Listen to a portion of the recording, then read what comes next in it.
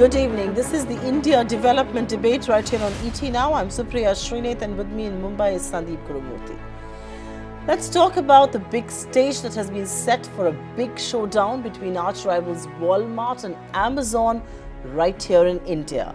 The world's biggest retail giant Walmart will sign a deal to buy India's #1 e-commerce player Flipkart for an eye-popping valuation of $20 billion, and that's as early as next week. The deal comes despite the best efforts of Jeff Bezos' own Amazon, which had even offered a $2 billion breakup fee to Flipkart to keep Walmart at bay. Now, interestingly, it is a backdoor entry for the US retail chain, which has been looking to set up shop in India for years now. It will also mark the worldwide debut of Walmart into the fast-growing e-commerce space, something that it has so far been alien to.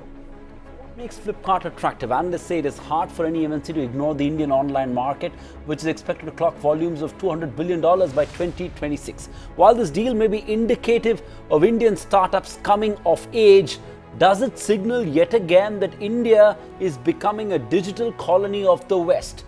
The good, the bad, and the ugly of the mega Walmart-Flipkart deal. That's what we're discussing tonight on the India development debate. Joining us over the next 60 minutes is a stellar panel of industry experts, four of whom are making their debut on the India development debate. Bipinpreet Singh, founder of MobiKwik; Saurabh Srivastav, chairman and co-founder of IN Consultancy Services; Haresh Chawla, partner True North, and who's also an active angel investor, also joins us on the show this evening. And of course, we've got R. Jagannathan, editorial director, Swarajya Magazine, and K. Ganesh, serial entrepreneur and investor. Gentlemen, thank you all so much for taking time out and joining us on the show this evening. Haresh, if I may start with you, let's address the good part of the deal first. How are you reading this mega transaction? In some sense, do you believe this signals the coming of age of Indian startups, really? Flipkart being valued at $20 billion this year, as against being valued at $12 billion this year. Huge vote of confidence on the Indian startup ecosystem, would you say?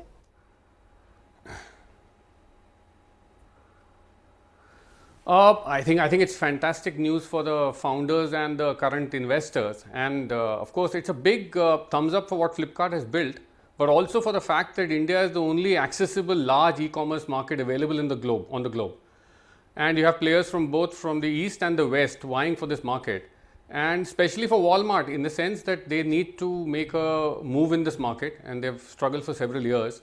And even globally, I think it's a big kind of signal to the investors that they're willing to take the big bets in e-commerce.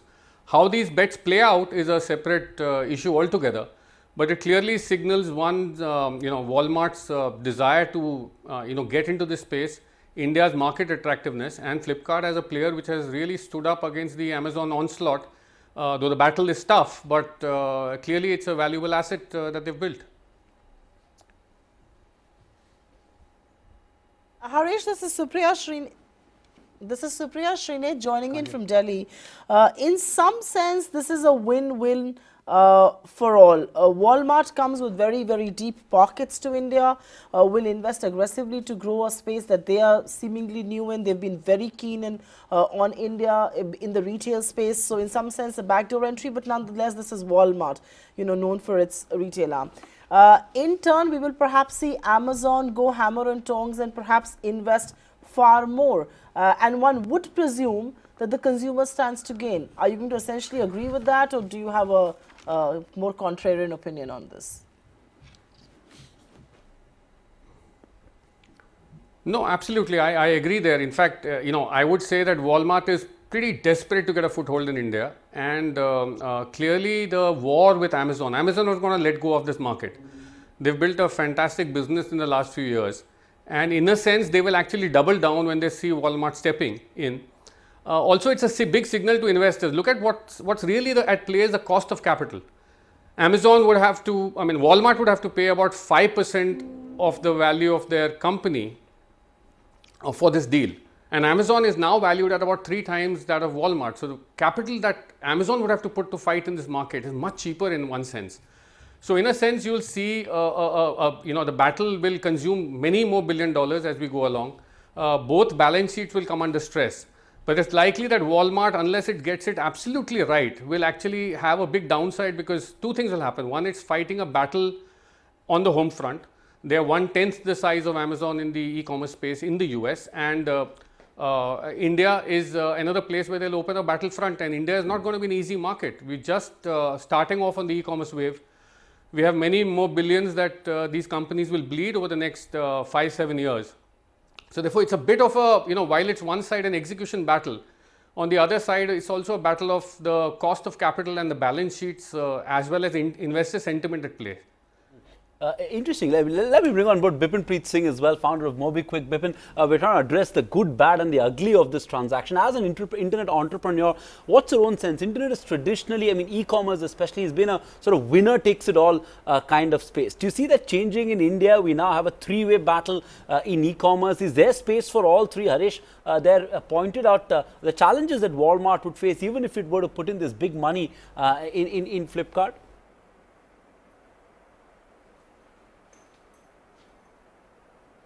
I think, this is a bit of a misnomer in terms of a winner takes all market. In India, you tell me which market has been winner takes all, whether banking has been winner takes all, whether telecom has been winner takes all.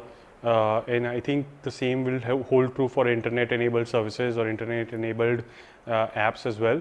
I'll give you an example of China where, everybody thought that, okay, Alibaba is the only winner, but you have somebody like a JD.com backed by Tencent who's come up and started capturing market share, and then now you have new entrants. And even though it's such a big market, you have new entrants with newer models serving a different market or with a different product and service, and they are coming up all the time. You take an example of Meituan, which has just launched cab services in China, and they capture 30% market share against Didi in some of the key Chinese cities. So the point being that I think it's a long drawn battle. In India, e-commerce is just getting started, and I think it's a pretty good move by Walmart because in India the biggest challenge is actually in the execution. And if you have a team that has executed it and built a brand, built the distribution, built the product, I think it's a very wise move to build on top of it. And I think with the capital that they have, they'll give tough competition to Amazon in my view, and surely Amazon has a different strategy, which is to build on their own. And I think now the major issue will be, what does Alibaba do, because now you have two big players and you don't necessarily have a third player. Like the second largest e-commerce company in the world or the marketplace in the world doesn't have a very clear presence in the market, at least not directly. So overall, from an entrepreneur's point of view, I would say that this is a hugely positive move if this is going to pan out the way it is, because what the Indian market has been lacking and what some of the earliest investors of Flipkart probably have been worried about, and at least what we have heard media reports in the last 2 years, this would be a great vote of confidence in an Indian company that that you can invest billions of dollars in an Indian internet company, and you can get the returns. So the likes of Tiger, the likes of Axel, all the earliest investors, even smaller investors like IDG who were there with Myntra, if they're all getting an exit, I think there will be a huge positive. There are a bunch of lot of smaller US investors who had invested in Flipkart, and I think for them, it would be again a great vote of confidence that they've got the capital back, hopefully with some healthy returns. So overall, I think for the ecosystem, this should mean that when exits start coming, which means that the investor confidence should return, more new people would want to take bigger, bolder bets in the Indian internet space. That's exactly the point I want to take forward. That does this push more people to take fresher bets in the Indian e-commerce space? And K. Ganesh, coming to you, is this a vote of confidence in the Indian e-commerce, in the Indian internet companies, and is this going to really re-rate that space altogether? Yeah, no, I think it's absolutely a great vote of confidence. It's a very positive development. I would say just for the internet or e-commerce, it is also for VC-funded new age companies across the sectors. The fact that Indian entrepreneurs can start business here, can attract large amounts of capital and actually scale the business give returns to the investors, it's a phenomenal testimony to that. And most of the critiques got answered very substantially by this development. The question earlier was, can Indian companies, not just internet e-commerce companies, take billions of dollars? Will they be able to justify that kind of capital infusion and be able to give returns? All of that has got answered. And two, it's also a great example or a call to action for the incumbent traditional brick and mortar old companies, large conglomerate industries which have been around for 50 years or 100 years, that if they don't do something new, if they don't move, they are going to get wiped out in terms of being relevant or value or valuation. We have already seen that in the US. 7 of the top 10 companies in US by market cap are technology companies. These are companies that did not even exist a decade or decade and a half back. 7 out of 10. The same thing would happen in India.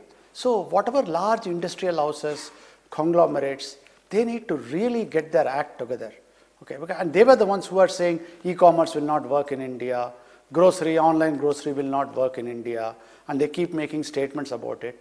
I mean, all of that has to stop now, because $18 billion in 10 years, I mean, there are companies, IT companies, which have been around for 30, 40 years who are valued at the same basis. Here you're talking about 18 billion actual value somebody is writing a check on for that. So I think it's a big wake-up call for incumbent traditional brick and mortar companies to stay relevant and to be there in the list of top 10, top 20 in next 15, 20 years. Unless they do that, they're not going to be there. Okay, I'm very happy for the startup entrepreneur ecosystem. Right. It's great. Yeah. Okay. So the consensus so far on the panel is it's great for the Indian startup system. Let me bring on board Jaggi. Then Jaggi, how are you reading this move? Is this sort of going to re-rate the Indian startup space? And is this also, like Bipin Preet pointed out, is this also a positive sign for investors? Because India has always been seen as a difficult market for exits.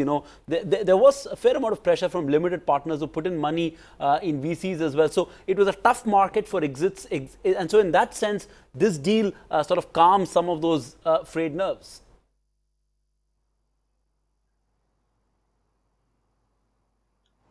Yeah, I think it's a very strong signal that India, the technology-related businesses are gradually opening up, and this is going to be a very huge incentive for a lot more startups to plug into these new ventures, which are attracting billions of dollars. So I think you're going to see all those kind of changes.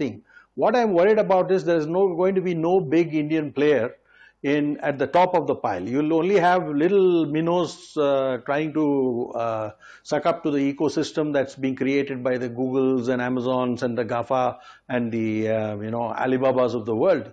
I think what we will not have is a really giant Indian technology company. Most of us are still in the outsourcing business.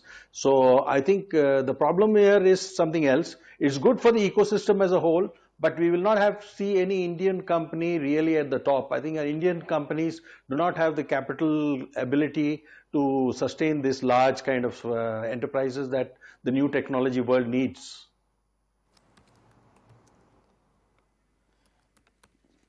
Okay, I think that's an important point, and we will dedicate a segment in this show to talk about the Indian startups and why did they have the muscle, and will we see perhaps this whole colonization, like it's sometimes being called, in more detail in just a bit. But Harish Chawla, coming to you, does this also mean that the IPO route is still an unattractive option for exits? Now, barring a few names such as perhaps Make My Drip, Naukri and Just Dial, we haven't seen many internet IPOs or internet listings, so to say. Look at the wealth creation that IT companies have generated for investors and shareholders. Now, why haven't we seen that happen in the internet space? Is it because of the lower valuation premium in India?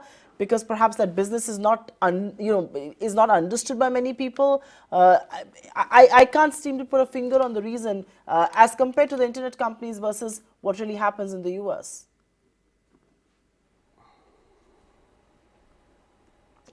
I think very simply the Indian market is not deep enough, and of course these companies can go list abroad, but the reality is that India is going to be a very longhorn market in several segments, and therefore the kind of capital, the kind of patience and the kind of burn that these companies may generate over the next few years as hundreds or more of million Indians will come online. I mean, I think the big step jump that's happened with the launch of Jio over the last 1.5 years is essentially recrafted the whole market in the eyes of the world, because suddenly you have access to hundreds of millions of people who have data for virtually free on tap, and who are essentially going to come in and join the pool of people who will transact. So now, you know, today we have 70, 80 million, let's say, e-commerce customers. When that to take that number to 200 is going to take a lot of money. And that money is not going to be available easily from, let's say, a public market who won't even understand really what's the driving metrics of these businesses. So therefore, India has always been, and I've maintained that for the last few years, that a market for strategics largely, that you will have strategics from China or from the West, or even permanent capital VCs like SoftBank, who have the appetite, whose cost of capital is low enough, and who have a long horizon to hold on and wait for returns. The business naturally is, you know, I don't want to call it winner takes all, but it really is a situation where once you have size and scale, it starts helping you build more size and scale in terms of network effect, in terms of efficiencies. So in a sense that when you play a large bet in these markets, you need to play a large and deep bet and wait for the bet to play itself out, and then the returns are humongous, as we've seen across the world. You need to sort of play a large and deep bet and then wait it out. That's what I guess most of these giants are doing. But let's set it up for the point that Jaggi made. We want to spend considerable time debating that in some sense right here, the India development debate. So Bipin Preet Singh, this, you know, in a sense, this transaction sets up a battle between Amazon, Walmart, and again, Alibaba will come in some form on Indian soil. Where is the startup India story here?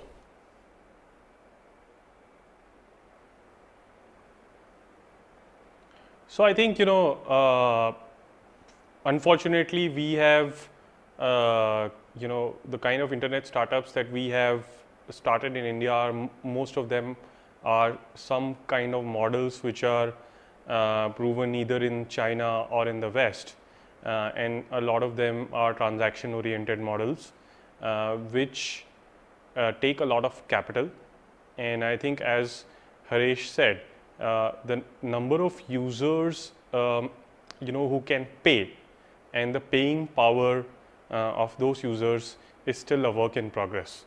You know, and you know, if you look at the average per capita for the Indian customers versus the average per capita for, let's say, a Chinese consumer on internet, there is probably a, you know, 5x kind of a difference, and the number of users there would be maybe 3 to 4x or 5x bigger. So that's the major issue.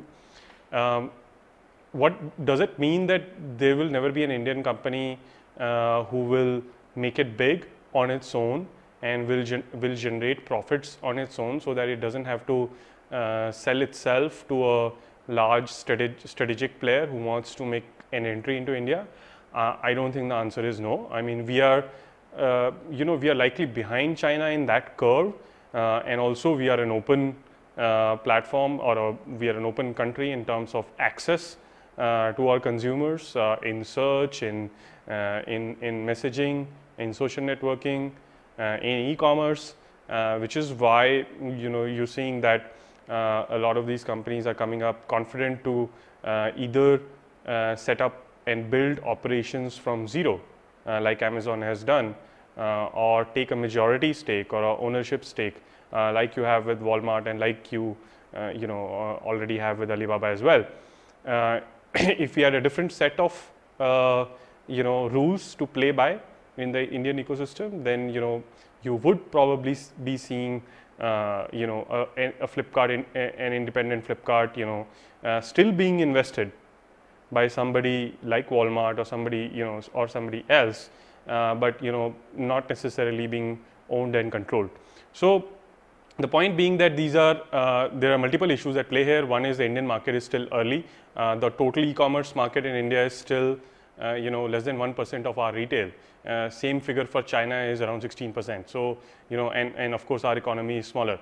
So just the market is currently small to generate profits, and because a lot of global players and a lot of even financial investors, including you know, the likes of SoftBank, or even earlier, right, the like of Naspers who invested into Flipkart, in some sense I would say have overcommitted in terms of capital, because, you know, if there is if the likelihood of making hundreds of millions of dollars of profits in the next 3 to 5 years is not there, why are these companies investing billions of dollars? Why are these investors investing billions of dollars? Because they want to have an early foothold into the market, but it is still early. So with a differentiated model, at least in sectors like I think fintech and financial services, which are still have some kind of regulation to play by, I definitely feel Indian companies will have a strong role to play. Even within e-commerce, I think differentiated models of e-commerce would likely continue. I think if you see vertical e-commerce, there are a bunch of Indian companies which are doing well. Right. Bipin, just hold your thoughts there. I've got Saurav Srivastava also joining us. I'm sorry, I think there was some trouble with your line, so apologies on that, Mr. Srivastava. But do you essentially agree with Bipin that the size of the Indian market is just so small right now, and it's the big global guys who are pumping in the big money, and perhaps a larger market and more differentiated products will see the India startup story really take off? Because truth be told, the India startup story seems to be missing at this point in time. The market largely dominated by Amazon and Alibaba, and now of course Walmart being the third player.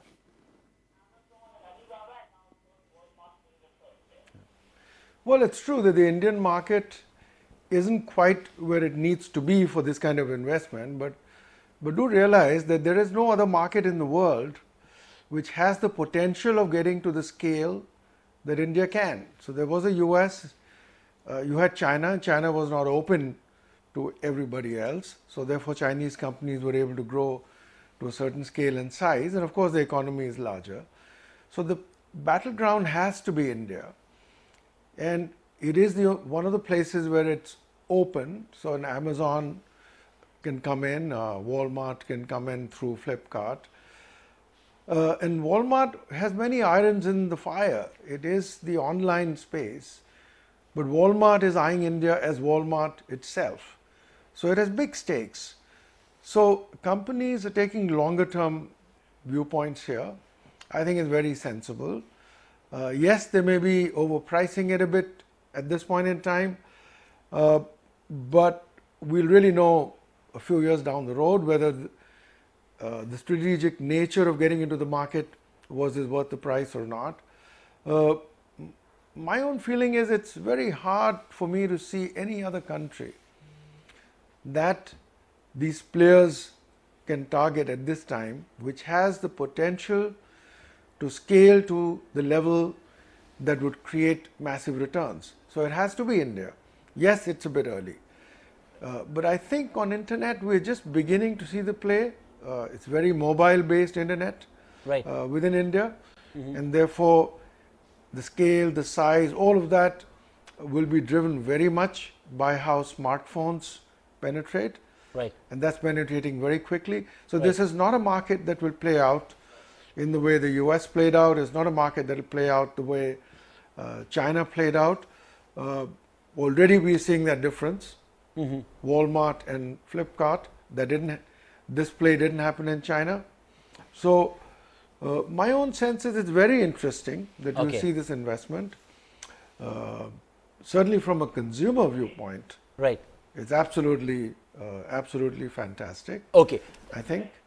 Let me actually, I'm very happy with this kind of multiple plays coming in. Okay, great. That's an interesting point of view. But to go back to the debate on where is the Indian startup in the middle of all this, Jaggi, if I could come to you, and then I'm coming to you, K. Ganesh. But Jaggi, it's not just e-commerce. The Facebook of India is Facebook. The Google of India is Google. The WhatsApp of India is WhatsApp. Unlike a WeChat or a Baidu in China, have we given up too much to the detriment of Indian entrepreneurs? That issue keeps getting cropped up. That issue keeps getting debated. What's your own sense? Have we given up too much to the detriment of Indian entrepreneurs, Jaggi?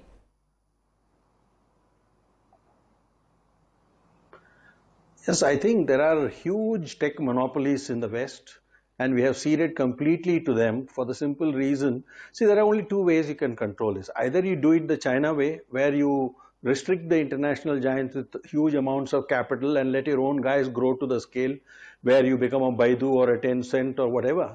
Or you regulate it very deeply like the Europeans have done. There are no big tech companies on the scale of Google and all in Europe. And so they have done it by tough regulation and say, okay, we're given up, we can't grow to that scale. And what India can do is probably regulate them, force them to break up in the Indian market and other things. Then only Indians will have a chance. The only company in India which has the potential to build that kind of scale in a tech world is probably a company like, say, Reliance or maybe a TCS. If you are willing to plonk $20 billion into, I mean, you're putting $30–40 billion in building a telecom infrastructure. So you have to do that consistently over 7 years, because the game is something that is going to run for 7 years before you show a single dollar in profit. You have to be a $5 trillion economy, which we will be in 2025. We will be a middle income company then. That's when you'll get the scales and the margin that will pay off on these investments. We are talking about 7 years of a barren investment time, and you need huge amounts of capital. And so I can see only 2 or 3 companies in India that can actually do it. But if these guys don't get into it, either TCS or Reliance, then you have to, only it's the Googles and all who will take away the big part of the game.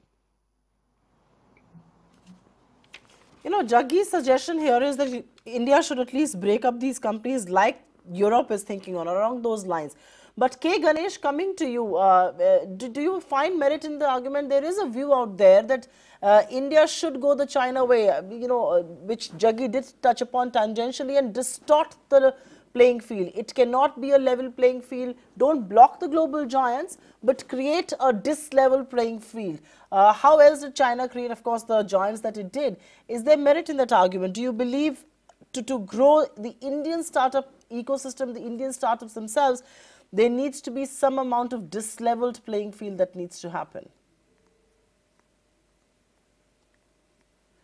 No, I don't think so really. I think we are unnecessarily confusing nationalism, Indian startup, Indian entrepreneur giving up and all that. I think we are carrying it a bit too far.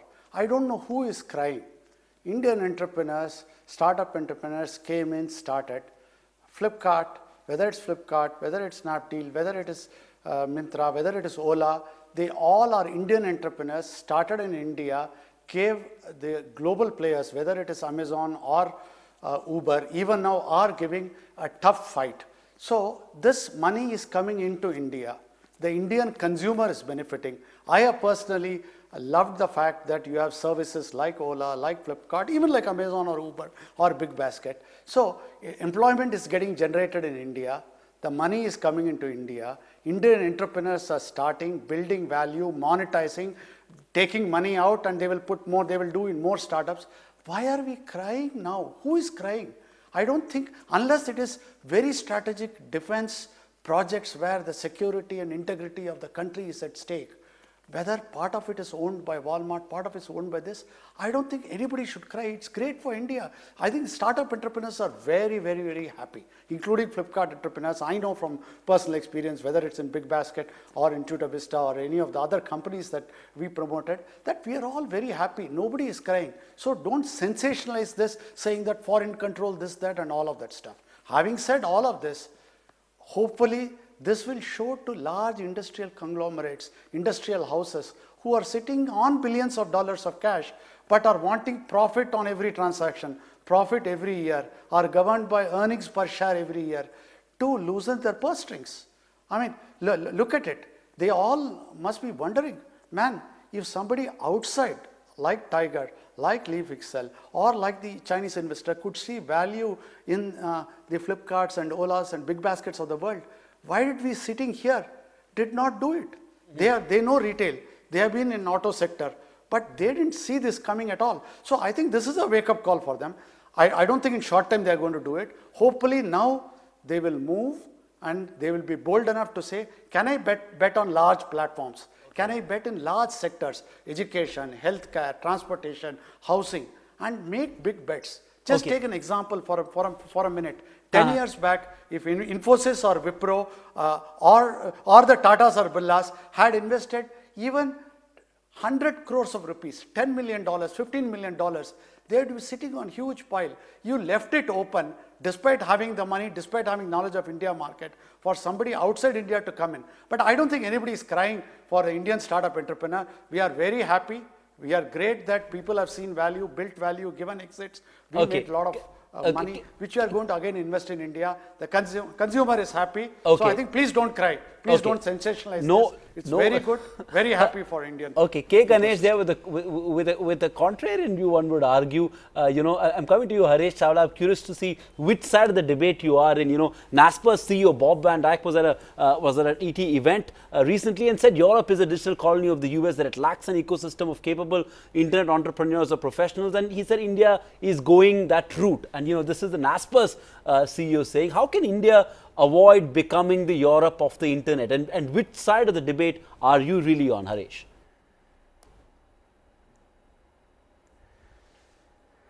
So I think it's a difficult discussion to have on a half an hour, 1 hour show. I think the fact is that philosophically India is heading in a certain direction, that we are an open market, and that's completely unlike China, right? So I think there we need to figure out whether we are in a position to give access to the West or give access to China basis what are we getting access in those markets. So I think that's one philosophical debate that we need to have, that who should get access to our market and do we have equal access to those markets. I mean, that's one kind of side of the debate. The other side of the debate is the fact is that while we think of India as one country, we are actually 3 countries. We are already a sophisticated internet economy at India 1 level, where you're seeing the likes of Naukri or Zomato or some of these other companies in the food delivery business actually starting by this time to start showing some level of profitability, if not profits, but they're starting to show very good unit economics.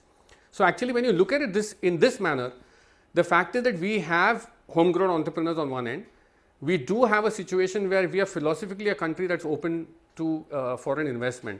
So, and then when the tools and the technology that's available in the West comes in here, you will find that the Indian entrepreneurs who will probably use those tools and go down into the economy. And that's when Indian entrepreneurs will actually bring Indian solutions to the market.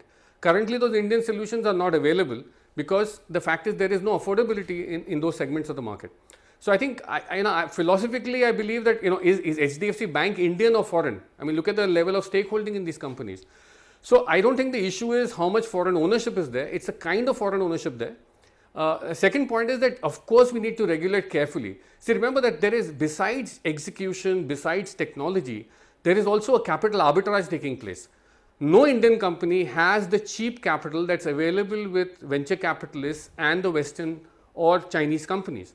So therefore, there is a straight capital arbitrage that puts Indian conglomerates or Indian companies at disadvantage. And therefore, now you couple it with the fact that in certain segments you can have, wanton spending on capital. The fact that Indian ecosystem is not yet ready to actually afford to enter those markets because it doesn't have the kind of capital, doesn't have the staying power. So these are realities we have to all contend with. Therefore, it is important to keep an eye on regulation that abuse does not take place in our markets. And then you will find that as these markets deepen up, you will find that uniquely Indian solutions will actually come in, and these clones of the West market will probably survive alongside. But you will have definitely solutions that come that are more Indian in nature, and they'll scale because today you can reach virtually 300-400 million Indians who could potentially transact in with you, but they are not people who are as well off and understand English as much. So the Hindi ecosystem, the Tamil ecosystem, the entire local language ecosystem is yet to develop, to go deeper. It will start probably with content and information. It will then come to jobs and services, and then eventually e-commerce as well. So I think let's see it play out. I don't think we can put any hard rules because we can't do that. I don't think there's a debate there. I don't think you can wake up and suddenly say, okay, in this market, let's regulate and stop players from coming in. I think we need to look at the bilateral relationships we have with some of the players in the market. We need to watch our data carefully. I think there needs to be a lot of rules and regulation around how data can get abused and privacy can be threatened in our market. And thirdly, as I said, competitive issues, right. We need to watch for them carefully. Sure. That's a valid point indeed, data, privacy and competitive issues. But Saurav Srivastava, just to, re-emphasize the point on building an ecosystem for the success of local businesses, and how can India really go about doing that? Is there a way to get foreign capital and skill even as you retain control? Because what is being said against the move is that we're giving up control. We are perhaps becoming a colony of the West. I mean, Harish does make a very spirited attempt there to say that this is so not true. But I'm just asking you, is there a way we can import all of the foreign capital, all of the skills that we require to build up this ecosystem, yet incentivize local businesses and continue to retain control?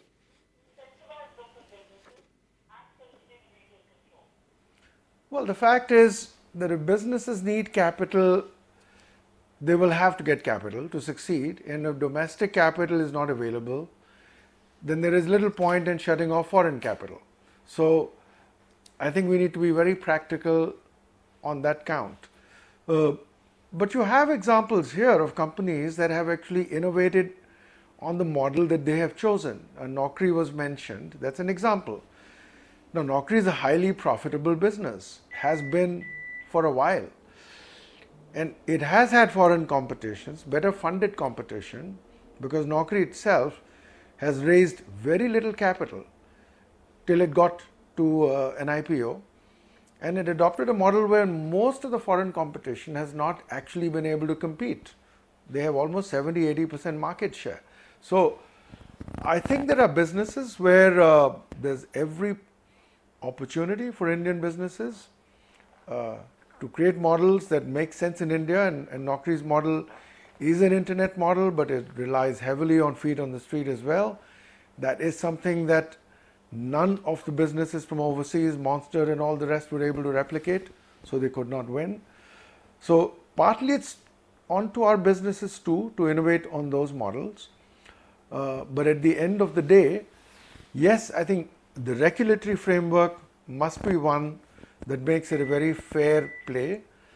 I am not in favor of what China has done, and it's too late for that in any case, for us to even try. And they had a language advantage, in the sense in China you do need Chinese language. In India, the people who can pay the most are most comfortable dealing in English. So I don't think it's the same environment.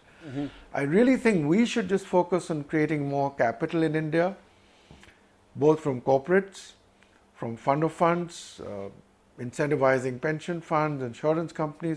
We need to create more risk capital in India, more appetite for risk capital in India, because it's not just the e-commerce business, so many other businesses. For example, you look at the whole bio field, healthcare field. I think it will need lots of capital, and lots of innovative things are happening here. And if we don't have domestic capital, we'll have to get foreign capital. Okay, so that's these are startups that can succeed on a global scale. So I do think the regulatory framework, creating a regulatory framework not just to rein in foreign capital or foreign money, that's not what I meant, but a regulatory framework which also encourages domestic capital, domestic startups to come up, expand the size and scale of the market, sustained economic growth. All of those factors, ease of doing business, all of those factors actually will create the environment where we will have a lot of great successes out of India. But I agree with Ganesh, we shouldn't sit here and cry if we do have a lot of foreign capital coming here and getting invested in domestic companies. So don't lament the foreign capital. It works for the entrepreneurs, it works for the users, consumers. Sure. So you're saying don't lament foreign capital that's coming in, but do whatever it takes to incentivize domestic business. But I don't want to get too technical here, Bipin Preet Singh, but this is an important point to highlight to our viewers and policymakers watching this show. This whole talk of ownership and control, and I want to, you to elaborate that and how critical that is for Indian startups. If I were to draw global parallels, Mark Zuckerberg owns about 20% of Facebook, Jack Ma owns less than 10% in Alibaba, yet Jack Ma controls Alibaba through a structure called variable interest entities. Zuckerberg controls the Facebook board through differential voting rights. These are all instruments that Indian sort of startup entrepreneurs do not have. Why do, I'm sure you've had conversation with Indian policymakers as well. Why is it that, that Indian policymakers have not been sensitive to such instruments to allow Indian entrepreneurs, Indian founders to retain control, and yet even if they were to cede ownership to foreign capital?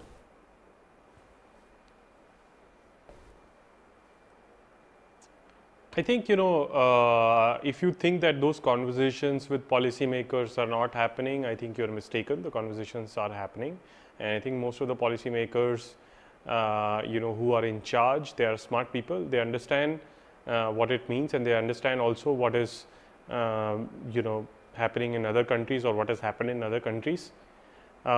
Reality is that, where we are talking about a Facebook and Mark Zuckerberg kind of a scenario, or a Jack Ma Alibaba kind of a scenario, the companies, that they were in charge with at the points of time when, they got those rights, etc., were different, very, very different from today's Indian internet companies and the entrepreneurs that are in charge, because even at that time, it was, nobody had a doubt that how much money is Facebook going to make, or how big it's going to be, and nobody, had any doubts on how big Alibaba is going to be or how much money it's going to make. In India, that question, that fundamental question, has been about the market itself. So the question was not even about Flipkart. The question was, is e-commerce going to be very big in India? And several credible people, have written e-commerce off, and anything associated with e-commerce off. And there is a reason why there is not much domestic capital which is also gotten into any form of technology related, product related businesses in India, which hopefully should change now. So I see that this transaction actually as a step towards a direction where the next generation of entrepreneurs, the next Flipkart that is going to get started, will have these kind of discussions, as they start succeeding, because we should think about what India and the technology businesses in India will be in 2025, which is about 7 years from now. And at that time, the market will be big enough and the entrepreneurs will be smart enough and the successes behind will be big enough, and hopefully there will be a mix of domestic and foreign capital, and I think the policies will also be in place. What you have to remember is what some of the other panelists were also saying. It is very critical to get the timing right, because some of these kind of rights, some of these kind of structures can also have a negative impact on foreign capital. It is not easy, and I'll admit it to you. I'll tell you right now. Though this Flipkart and Walmart deal may be happening, it is not a slam dunk deal. It would never have been a slam dunk deal. At least not 2 years ago. At least not a year ago. Maybe it is a slam dunk deal right now. It is not like the whole world believes that India is such a big market. Of course, we as Indian entrepreneurs and people who invest in India believe that. But like countries which are doing economically much better, ARPUs are much better, returns are much better, for them asset allocation into a risky country like India, has to have certain factors in place. And if you put too much impediments there, then that foreign capital will stop. I mean, the truth is, though Google is so big in India, Facebook is so big in India, all these companies are so big in India, but India accounts for this small percentage, single digit percentage of their global revenues. So the tap which has been there of foreign capital can very easily get turned off. And what the tap is doing today is basically, it is serving the purpose of deepening the market, it is serving the purpose of creating the market, it is serving the purpose of making the consumers aware through discounts, through ads, through all the different expenses that are happening. And I think we should not take that for granted. And I think a healthy balance must emerge. And I think it is in the process of emerging. I think things like what you mentioned, variable interest entities and the right policies. Recently we heard about the data of all the payment system operators that must be kept in India, regardless of whether you're an Indian player or a global player. That's a step in the right direction. So hopefully more industries beyond payments, beyond financial services will also have certain regulations which will serve this purpose.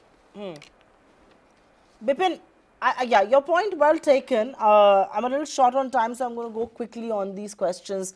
And Mr. K. Ganesh, the question is, is it also time to look inwards and do course correction? Does the fault also lie with Indian startups and investors who have only funded startups that are mental models of the West? No, I think that's too general a statement. I don't agree with it. There are two kinds of models. One, obviously, things that have worked in the West, whether it is Expedia, online travel agent, doing Make My Trip for India. Those obviously are one set of business models where it has worked outside. India is not far behind. If it works in US, Europe, it will work in India. Therefore, that's one. But we also have had multiple models, whether it's the Naukri that we talked about, or even if you take companies like Flipkart or Big Basket. At one level, it is similar e-grocery, e-commerce model. But the challenges in India, the solutions they have had to create in India, the concept of entire cash on delivery, reverse logistics, most of it were non-existent in US. So there are uniquely Indian challenges. The supply chain, going to farm, buying from the farmer directly, cutting out the supply chain, 6 hours from farm to the home, which Big Basket has. All of it required huge amount of India specific because of Indian challenges, because of Indian lack of infrastructure, lack of various facilities to do it. So I think there have been enough India specific models and even global models with enough Indianization that gives Indian entrepreneurs a very strong advantage. And again, in this point about control, you still see these are all companies which are being run by Indian entrepreneurs. I mean, in case of some of the companies, you may have investor having got a different CEO, but the founders are still involved in running the company. I don't think there is anything wrong in that. They have just taken on different roles. They've got the best person to run the company, which again is Indian company. I think it's again perfectly fine, and it's part of evolution. The other part of it is you talked about rights, differential rights and all of those stuff. We are just starting. The concept that there will be unicorns in India, 5 years back people would have laughed. Now we have multiple unicorns, decacons, and you're talking about 18 billion kind of valuation. All that is happening now.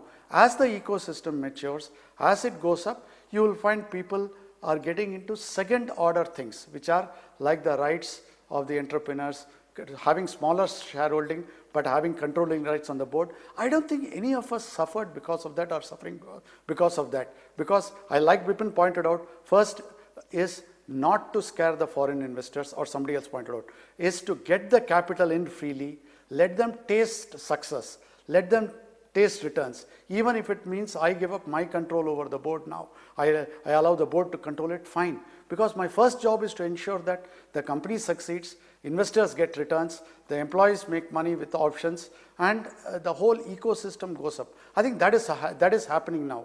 Maybe in another 5 to 10 years, as we have more exits and more confidence, we will get into second order things like control of the entrepreneur over the board, despite not having majority shareholding, have majority voting rights. I think those are all things that will follow much later. Okay, you're saying, now, let's solve fundamental problem. How do I create large companies? How do you create large exit? Sure. How do you get confidence of the foreign investors in the Indian ecosystem to make money and not get bogged down by second order things? Okay, fair enough. Closing comments, really, Harish Savla, and then to you, Jaggi. Harish, you sort of alluded to you in the last answer, and I just want you to sort of build on that. And I think K. Ganesh made that point as well on the fact that there are enough India-specific models that are being built. Are they? Do you agree with that? And how can we build startups for India? You said that India isn't one market. We keep talking about the Bharat market. Do you see enough startups of scale that are targeting that market?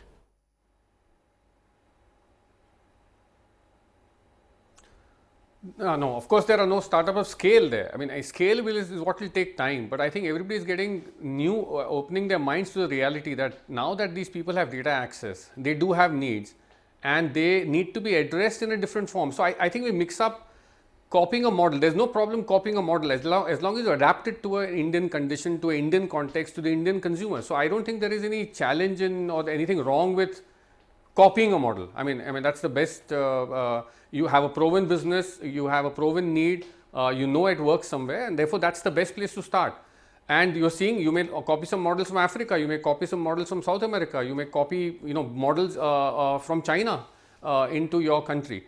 So I don't think, this idea that we copy model and that's a bad thing. I think how we adapt to it, and I think over the last few years, a lot of fingers have been burnt between both by founders as well as investors. And that has actually got them to realize that how you adapt the model and how close you keep your ears to the ground and how you really build it for the Bharat that is coming up needs to be done, and that needs to be done carefully with an eye on conservation of capital, making sure the business is sticky. So therefore, I think that maturity which has shown up in drying up of, let's say, Series A or even angel funding to some degree, that everybody is little more circumspect, and I think that's healthy, because I think there was a crazy euphoria a couple of years ago. That's gone off. I think this dose of confidence that's coming back again in how we are seeing funding happening for Flipkart or even Zomato or some of the other companies that we talk about every day is a second dose of confidence, saying if you get the model right, if you get the business to show sustainable unit economics, there is money available. So I think this big dose of confidence will actually play itself out as entrepreneurs start realizing that they can't fight in India 1. That's a saturated market in one sense, and they will have to naturally go and find places to put their stake in the ground in India 2 and 3. So I think it will naturally find its way there. Okay, naturally find its way there, but there's enough that has been said, and we've debated a lot on the startups and the investors and the mental models of the West and of that. But Jaggi, I think it's only fair that we talk about the internet economy, which has so far been largely fueled, like we said, by foreign capital, be it US, China or South Africa. Where exactly are the Indian conglomerates in the story? They're sitting on large cash piles. Reports suggest only 5% of funds invested annually into startups is Indian capital. Can we see action pick up on this front? And why have they been so conspicuously quiet up until now?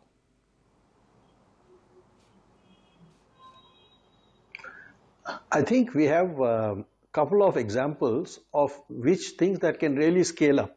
And for example, IRCTC is in the government sector. It's the only profitable e-commerce company in the country. It is there because it has a monopoly on railway ticketing, right? Now the point is, if the heavy hand of government is lifted and you actually privatize a part of it and let's say somebody like a Flipkart run it, or for that matter anybody else, but with the government maintaining everything, you can actually scale it up to a multi-billion-dollar company. Take another example. We have 1.2 billion guys on Aadhaar. Can Aadhaar, while respecting privacy and all kinds of other things, be leveraged to become a huge platform for many other things? I mean, we have these things which can typically scale up to billions and billions of dollars in terms of potential. Then you have, of course, the Geo platform developing very fast. It could become that. But TCS is not yet thinking in terms of the domestic market, but typically it should be able to scale up, invest consistently in this space. I think 4 or 5 of these fellows should become the Indian version of the global T-Rex at some point, but we need enlightened policies. We need the government to help it in the right way, to keep control while at the same time letting them be entrepreneurial. These are the things we need to do. Oh yes, there are quite a few things that need to be done. Jaggi there pointing a few of them out. Completely timed out. Bipinpreet Singh, Haresh Chawla, K. Ganesh, Saurabh Srivastava and R. Jagannathan. Really appreciate you taking the time out and joining us with that perspective on this special edition of the India Development Debate. There's much to celebrate as far as the Indian startup story is concerned, and this mega Walmart-Flipkart deal probably stands testimony to the might and the coming of age of the Indian startup story. Yet, there are a lot of things that need to be done to fix the problems plaguing Indian startups. Government intervention is indeed critical. Indian entrepreneurs, Indian conglomerates need to now put their money where their mouth is and give another boost, shot in the arm for our startups. Supriya. All right, on that note, completely out of time on this edition of the India Development Debate. Thanks very much for being with us. Keep it with ET Now. Up next is Top 10 at 10 with Tanya Bharadwaj.